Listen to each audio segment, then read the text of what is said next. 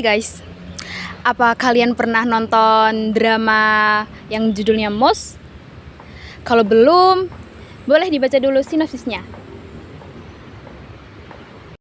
Bayangin, ada sebuah dunia di mana ada kecenderungan seorang psikopat bisa dilihat dari sejak kandungan.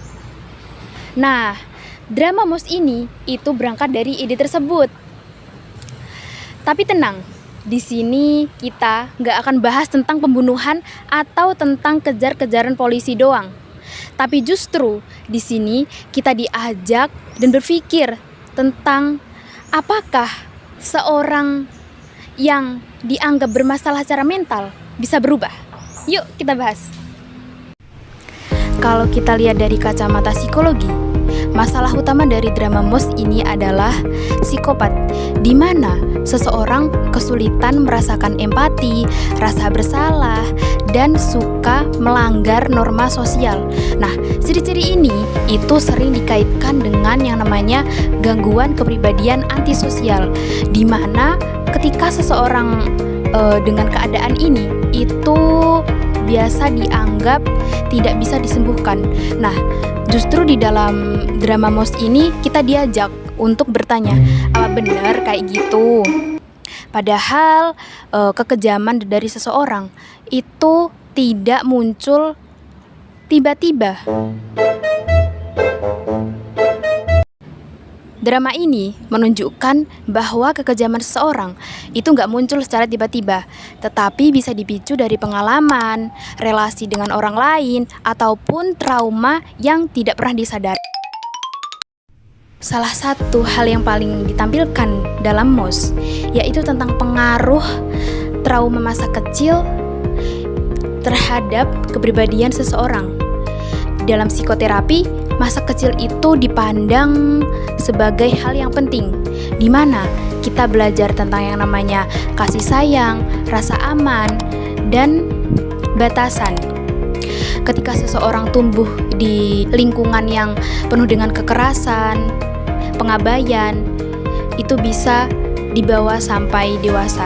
Dalam psikoterapi psikodinamik, memandang bahwa trauma yang gak selesai itu bisa muncul dengan kemarahan, agresi, bahkan perilaku menyimpang.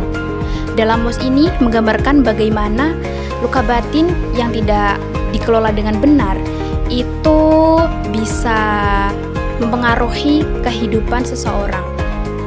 Hal menarik yang ada di film ini juga bagaimana dia menggambarkan yang namanya dengan kesadaran diri. Dalam psikoterapi, kesadaran diri tidak akan muncul ketika seorang tidak menyadari masalahnya. Di dalam Mouse menunjukkan bahwa ketika seseorang mulai menyadari bahwa tindakannya ini berdampak pada orang lain, akan muncul konflik batin antara dorongan gelap dan suara hati. Dalam CBT, proses ini sering dimiripkan dengan yang namanya proses mengenali pola pikir salah. Nah, dari sisi etika, Mouse ini memiliki pertanyaan besar. Apakah boleh menghakimi manusia hanya karena potensi dan gangguannya? Dalam psikoterapi, ini dipandang tentang prinsip klien adalah manusia utuh, bukan label gangguan. Nah, dalam drama ini mengingatkan kita bahwa tujuan terapi itu bukan untuk mengontrol atau menghakimi, tetapi untuk membantu individu untuk mengenali dirinya sendiri. Mouse mengajarkan bahwa psikoterapi bukan tentang membenarkan kejahatan, tetapi yaitu untuk memahami akar masalah manusia. Dalam drama ini, kita diajak untuk melihat bahwa setiap tindakan yang ekstrim itu ada tentang konflik batin, trauma, atau bahkan kebutuhan psikologis yang tidak terpenuhi. Bagi kita yang belajar tentang psikologi atau tertarik dalam psikoterapi, drama ini tuh menjadi pengingat bahwa seorang terapis itu bukan menghakimi, tetapi untuk memahami, karena dengan memahami adalah awal dari perubahan. Thank you guys.